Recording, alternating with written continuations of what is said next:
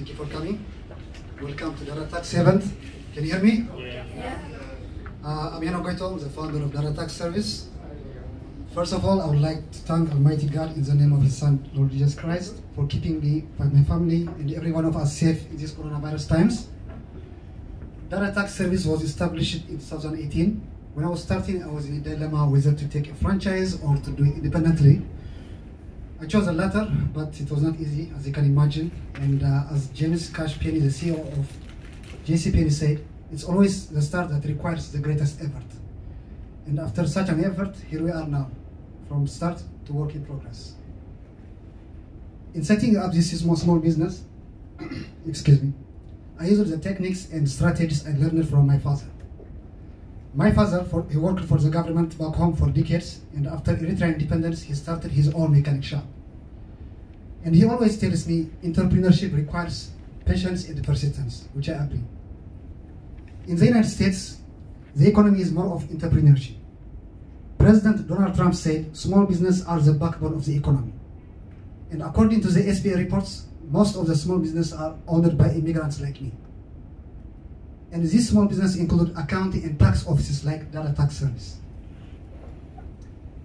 As we all know, any business or profession has its own pros and cons. One thing in accounting, it keeps you up in the night. After her high school completion, my mother, she started working as an accounting clerk in the accounting department for the Eritrean Educational Ministry.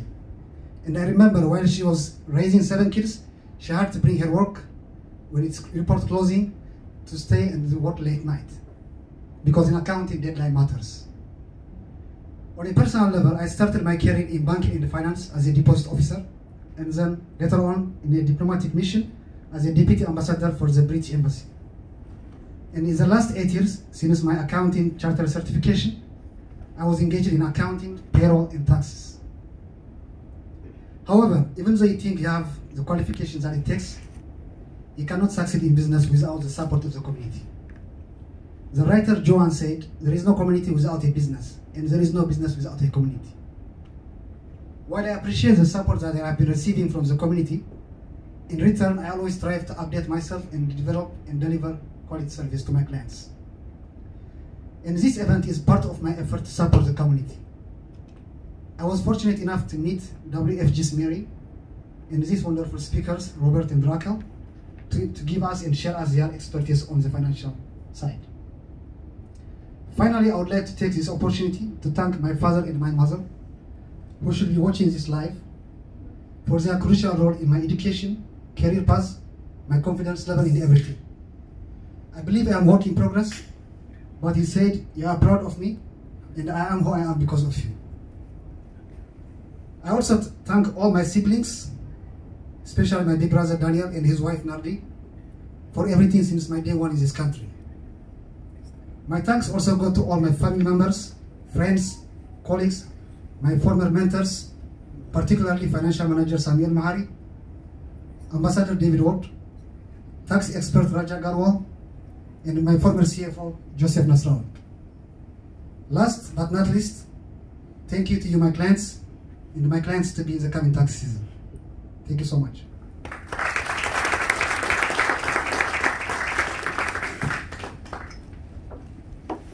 Thank you, Hanok.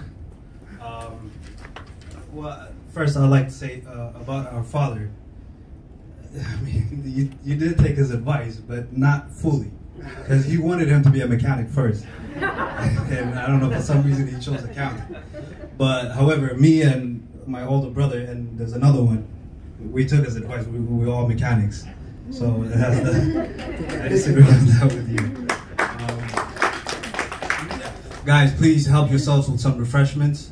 Don't be shy, don't be afraid. We have coffees, teas, whatever you like. Next up, we have Robert, that's gonna coach us about financial, come on, Robert, please.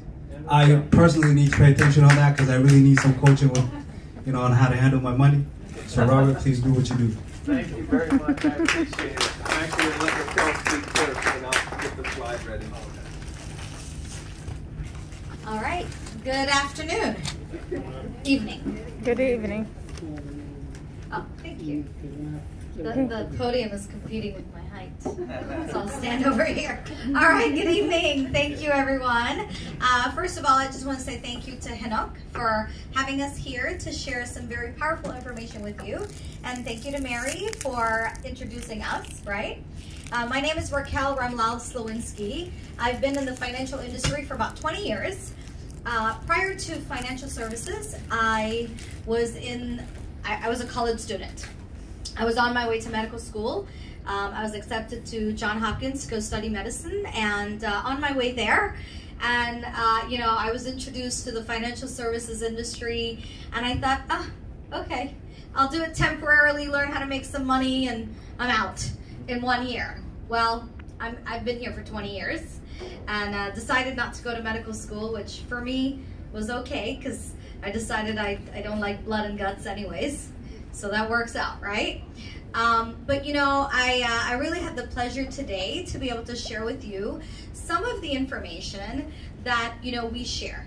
And of course, the financial industry is not new, but there's a lot new in the financial industry, right? As technology or healthcare or taxes, right? It's ever evolving.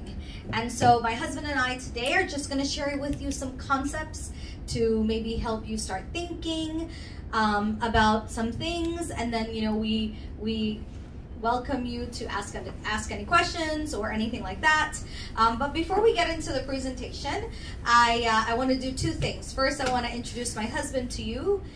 He will be sharing with you the second half of the presentation. So I started in the business 20 years ago, met my husband 10 years ago, and so we've been working together for about the last 10 years or so. And together we have been able to really make a big impact in people's lives. In fact, we really have dedicated our lives to financial education, because one of the things that we realize is that people, all of us, probably all of you, were not born in this country, or most of you, like myself, right? We came here looking for a better opportunity, and we work very hard. We start to, have a job, a business, a career, something. We make good money, but a lot of times we have no idea really how money works. And so we just find ourselves working hard, saving money, and working hard and saving, but not necessarily getting to our financial goals. So today, the concepts that we'll be able to share with you are part of a financial education campaign that we have. And we actually teach 4 financial workshops, from literally budgeting and debt management, all the way to investments, insurance, all the way to estate planning. So literally from A to Z. We have taught our workshops at many churches, many businesses. We've taught our workshops last year. Last year we taught our workshops over 8 weeks at Columbia University in New York. In fact, they loved it so much that they wanted to make our information part of their curriculum. The year before that, we were privileged to be chosen by the FBI to share our workshops at the Washington field office of the FBI. And also, they were so happy with the information we shared, they then invited us to the Manassas field office. And that was 2018. Then in 2019, they invited us back to become part of their Citizens Academy, their 25th Citizens Academy, which is a collaborative effort from business owners in the community that are making a positive impact, and the FBI. So those are just some of the places we've shared this information. It takes us about 8 hours to do those workshops. We don't have 8 hours today, right? Unless you guys are planning to spend the night. So we're just understand that we're giving you a little tiny bit, but you can always see us. We'll give you this information, how to attend the workshops. They're free of charge. Mary also has a ton of information, so we'll follow up, all right? I just feel like it's important to give you that preface, since we're only gonna snapshot a few topics for time today, okay? So we'll go ahead and get started. Thank you.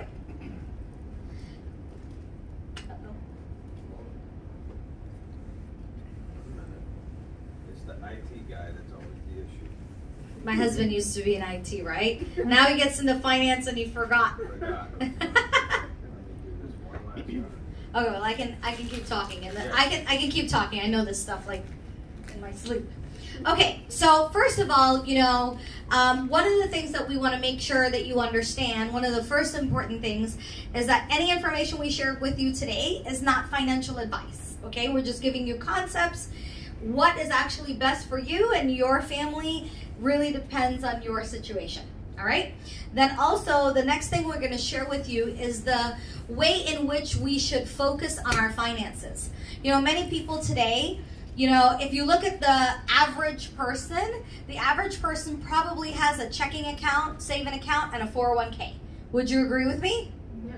Yeah. Unless they work for the federal government, maybe they have a checking account, saving account, and a TSP.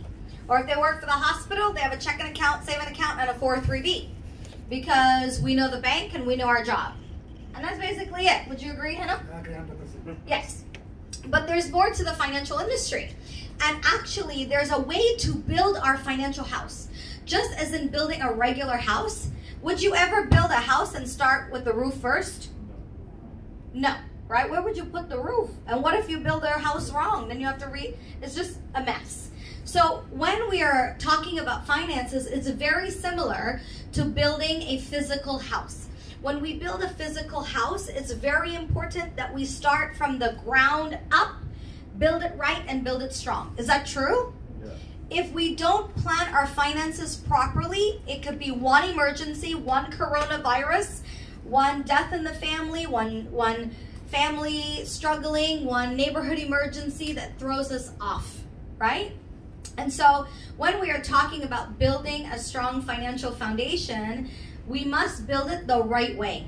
So when we're building it, the most important thing, not the sexiest topic, by the way, but the most important thing is that we need to make sure that we have proper protection in place. What is protection?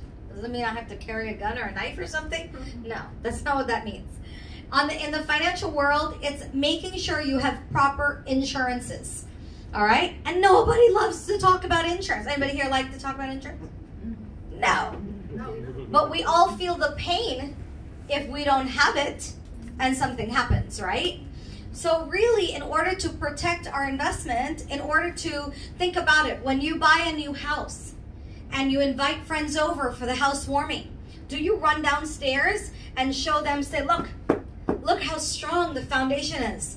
No. You show them your nice kitchen, your nice patio, your whatever. But the fact is, if your foundation is not strong, it's only a matter of time until everything crumbles. So same way, we need to make sure our foundation is strong. We need to make sure that we have proper protection, life insurance, health insurance, long-term care, and disability, so that while we are building our wealth, if something were to happen, it doesn't all crumble and go to waste. The next thing is we need to make sure that we get a hold of debt. Not all debt is bad debt. There's actually good debt. Okay, there's good debt. And I think that's more of Hanuk's side of it, right? What you can write off, those kinds of things. But there is good debt. We want to make sure that you're building an emergency fund. If not, one coronavirus. I mean, there's like no better example to prove why it's so important to have, you know, an emergency fund. Normally we say 3 to 6 months. My goodness, I don't know. We've been in this pandemic for 9 months now, right? Going on 10 months maybe? 9. Investment. Would you ever build a house and not put on a roof? Even I'm from Trinidad and Tobago, where it's nice and warm all the time, but you're going to still put on a roof, else you're going to have unwanted visitors living there with you. So they might be birds, they might be people. But we need to make sure that we are investing properly. And when we invest properly, you can take me to the next one. When we invest properly, you know, it can be so intimidating. Investing can be intimidating, especially if you watch the news or you watch CNBC or Bloomberg TV or something. You think you have to understand all these ticker symbols and derivatives and Sharpe ratios and oh my gosh. You know what? We simplify it for you. We make your life easy. If you want to build wealth, you need to understand this formula. And if you really understand this formula, you can dissect any product. any financial product, and you will know whether it's truly building wealth for you or not.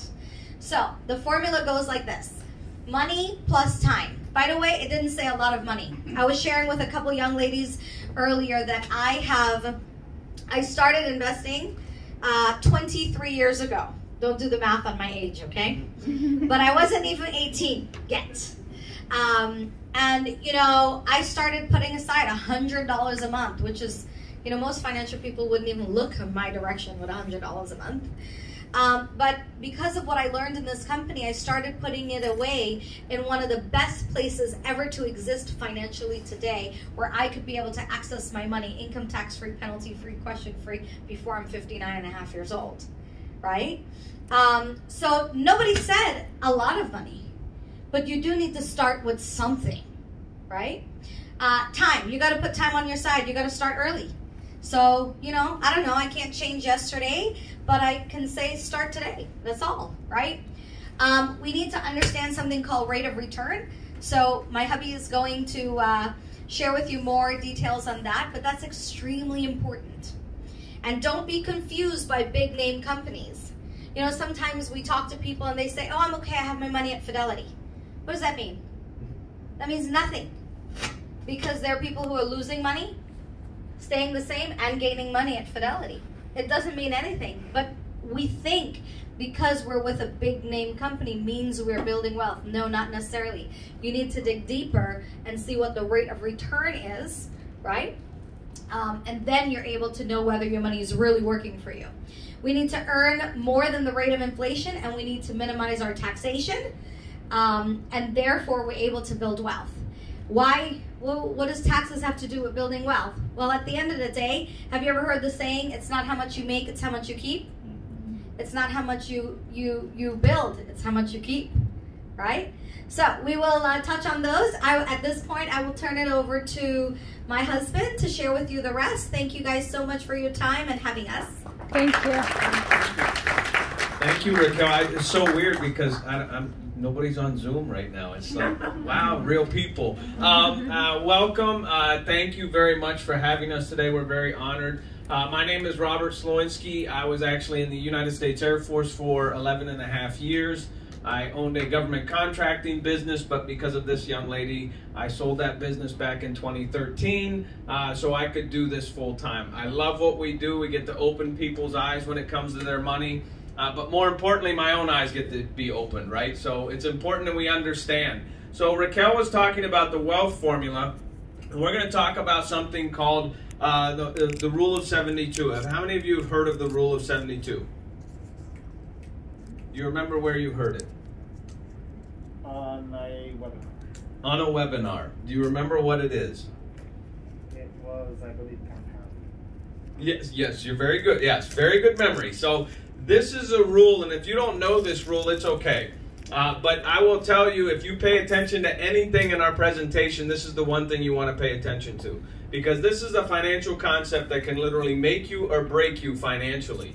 Albert Einstein called this the greatest mathematical equation of all time.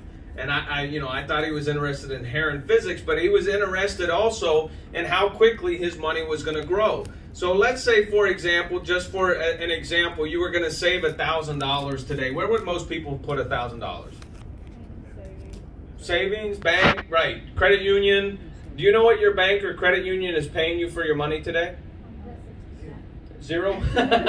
Very close, right? Very close. Actually, the national average for all brick and mortar banks, credit unions, money market accounts, and CDs is 0.25%. So what that means is it's going to take 4 years for you to earn 1% on your money. So if you have $1,000 and you're going to save it today you're going to use the Bank of Rob because it's Saturday and it's a beautiful day out or beautiful night. And I'm a very generous bank, by the way. I'm going to give you 1% for your $1,000. How long will it take for your $1,000 to grow to $2,000? Any guesses? Now you could pull out the calculator and try to figure that out very quickly, or you can use the Rule of 72, and it's a very simple concept. All you have to do is take that 1% or 1, divide it into 72. That's going to give you a number. That number is the number of years it will take for your money to double. So in 72 years, your $1,000 will grow to $2,000. So if you tack 72 years onto your age, are we going to be able to enjoy that money? I know medical science is getting better, but I don't think it's that good yet, right? If you're getting 2%, no one's going to throw a party for that. But think about it. 2 into 72 means it will double every 36 years. You get 4%, it's going to double every 18 years. You get 6%, it's going to double every 12 years. So what we're really trying to teach people is not where your money's at, because it doesn't matter. What matters is, what are you getting for your money? So in this example here, we have an individual who's saving $10,000 in maybe the same exact account, but they're getting 3 different rates of return. 4%, 8%, 12%. At 4%, every 18 years, it will double until there's 40 grand in there. Is that good? Is that good? I think that's good. That's pretty good. Think about it. The bank is giving me 0.25. If I had my $10,000 in the bank, guess what? In 288 years, it will be worth $20,000. At least here, I can still be maybe alive to enjoy that money, right? If I double that amount to 8%, now the same amount of money over the same period of time, I actually quadruple my output to $160,000. And if I can get 12%, well, now that money's going to double every 6 years. So at the same amount of money, same amount of time, I end up with $640,000. Now, out of these three, which would you rather be? 12%, of course, right? That's always what we want. Are there any companies that are going to guarantee you a 12% rate of return today? No, not today. Can you get 12, 13, 14, 15% in accounts and without worrying about losing money? Yes, those accounts do exist. So we need to understand not only where we're saving our money, but what it's actually doing for us. How quickly is it going to double? Because this could determine whether or not I have a good retirement or I have a bad retirement. People are waking up every single day and they're missing $600,000 from their account because they just didn't look at it. They said, well, I'm putting money into my 401k and that's what I'm doing. I did that for years as well. But if I don't know what it's doing for me, that can be a serious problem, right? Because now I could be missing that money and I'm not even aware of it. You have 3 choices when it comes to your investments, when it comes to growth, right? You have fixed accounts, and those are going to be a fixed rate of return. You have your checking, your savings, you have bonds, CDs, fixed annuities. You're going to get maybe 3 to 4% if you're lucky. Not in CDs, but maybe in some of the other accounts. So that's not bad. It's very safe, right? Because we know what we're getting regardless of what happens in the market. If I have my money in the variable, this is where your money's in mutual funds, stocks, different bonds, variable annuities. Money goes up and down with the market. So you can gain, but you can also lose. About 15, 17 years ago, they came up with something called index strategies. And what index strategies do is they combine the safety of your fixed account with the growth potential of your variable.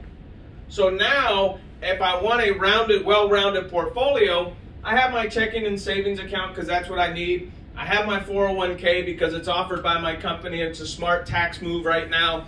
And if they match, that's an even better move. But if I can have money that only goes up and never goes down in an index strategy, that can be very powerful. Because now when the market goes up, I can capture some of those gains, but I don't have to give them back. They are mine forever.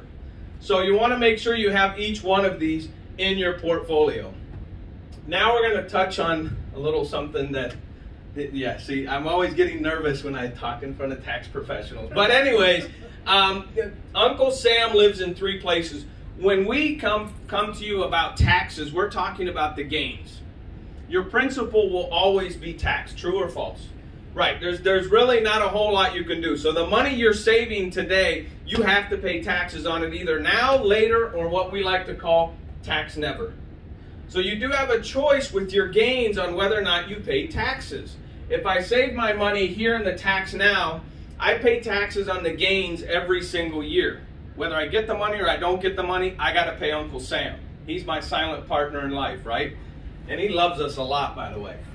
Tax later, you do not pay taxes on the money you put into your retirement account today. But let's say I put $10,000 into my 401k or an IRA, I don't pay taxes on it now. When it grows to $640,000, I have to pay taxes on the entire $640,000. So the question is, are there other choices? Yes. You have tax advantage, which is where your Roth IRAs are at, 529s, muni bonds, HSAs, life insurance with cash value. You put that $10,000 here, you have to pay taxes on the $10,000 today. But when it grows to $640,000, as long as you follow the rules of the account, you will pay 0 in taxes legally. So the question is, would you rather pay taxes on $10,000 or $640,000? You want to pay it on the smaller number, the seed, not the tree, right? So we have to know where our money's at, what it's doing for us, and who has access to it. Does Uncle Sam access the gains, or do they never access the gains? So when it comes to a financial plan and making sure all your finances are taken care of, there's actually one very important thing that you want to always have included, and that is your estate plan. Do you have a will? Do you have a trust? Do you need a trust? Do you have powers of attorney? Do you have your medical directives? And even if you do not have a lot of assets, this is still very important documentation, because if you're incapacitated today, let's say, God forbid, you know somebody or yourself, you get hit with COVID, you're in a coma, who's paying your bills? Who's paying your mortgage? The last thing you want to have happen is you get out of the hospital, 6 months later, 8 months later, you go to your home and there's somebody else there. Why? Mortgage wasn't paid, electric wasn't paid. They're going to just take your house at some point, right? So you need to have important pieces of documentation, and it's called your estate plan, whether you have a lot of assets or very few assets. More importantly, the assets you do have, if you include the federal government or state government or local government in your assets when you pass, you're going to lose about 30%. So the last thing you want to have happen is all of your assets you've worked very hard for to pass to your next generation or whoever your beneficiaries are, you want to keep the governments out of it by having a properly set up estate plan so that it doesn't go through probate. It doesn't go through the court system. It goes directly to who you want it to go to. So when we're talking about a financial plan, number one, we want to keep it very simple. Don't get confused with a lot of the information that's out there. A lot of your finances, it can be simplified. I know when I used to watch the news and I would see that ticker flying across, and I thought, that's just so confusing. I'm not even going to pay attention to it. I'll just throw money at it and hopefully it'll work out in the end. No, we want to keep things very simple. Don't get too emotional with your investments. That's very important. I know right now it's a very scary time. We're still not sure who's going to end up in the White House. We're still not sure what's going to happen with COVID. There's a lot of unknown, and that includes our money. So now is not the time to get emotional. In fact, when the markets are down, that's when you want to get in, not when you want to get out, right? Because we know that it's going to go back up. Understand your own personal risk tolerance. Are you concerned about losing money? Are you concerned about not losing money? Maybe you have a completely different view on money. That's fine, but look at your portfolio. Do I have money in fixed? Do I have money in variable? Do I have money in indexed? So you have a well-rounded portfolio. Have a reasonable expectations. If you save $10 a month, don't expect to be a millionaire tomorrow. You know, a lot of people come to us sometimes and they'll say, oh, I've got $20,000 and I want to invest it and I want to retire in 2 years. Well, what other money do you have? I don't have any other money. Well, we have to have a reasonable expectation for that money. But can everybody be wealthy and financially independent? We believe they can. It is possible for every single person. What they need is a plan. What they need is an understanding of that plan and proper execution of that plan. And number 5 is get educated. Whether for yourself, for your family, for your neighbors, for your friends, learn about money. For 40 years, wow, did I say 40 years? 40 years, I worked hard, I saved a lot of money, but I will tell you I had no clue what my money was doing for me. I was operating my finances on information that was 40 years old because that's the advice my dad gave me. Work hard, find a good company, and it'll all work out in the end. No, you need to take an active role in your finances. The financial industry changes just as fast as any other. So if you're operating your finances on information that's outdated, it's time to get that updated. so you know exactly what's going on with your money. It is your money. You are concerned about it. We want to make sure we can help. So this is our contact information. If you need to reach out to us, you have a question, we are here to help. Right? So that's really what we are here to do. So I want to thank DADA for inviting us out. We appreciate it. We're very honored. We're happy to be here. I love being in front of a group of, it's so weird. For the last 6 months, we've been seeing Zooms and Zooms, and now we have a group of people. I love it.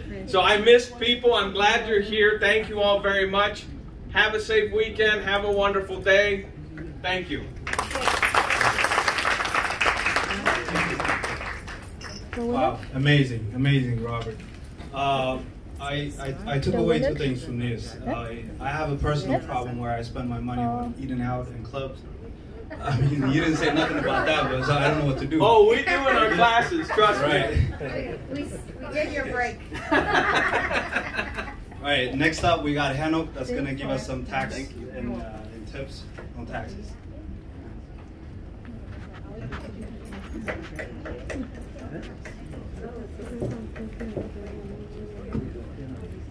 Light.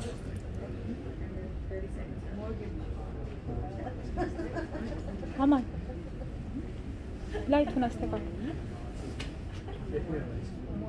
ጨለማ ብራይት ቢያደርገው ላይክ በጣም ጨለማ።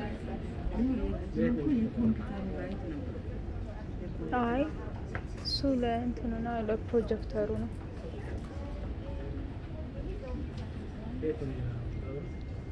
እስቲ ቆይ ልጠይቀው።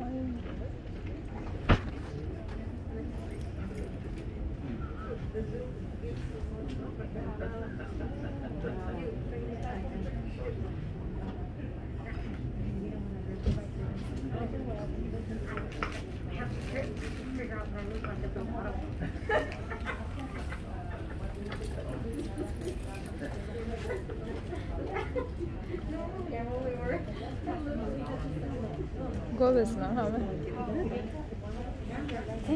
ወደ ትራንስፈር ታደርግለታለህ እንግዲህ ይሄን የቀዳሁት ትራንስፈር ታደርግለታለህ يقدر حيث ويقدر يودوي لا ትልክለታለህ ወዲያው ትልክለትና ታጠፋዋለህ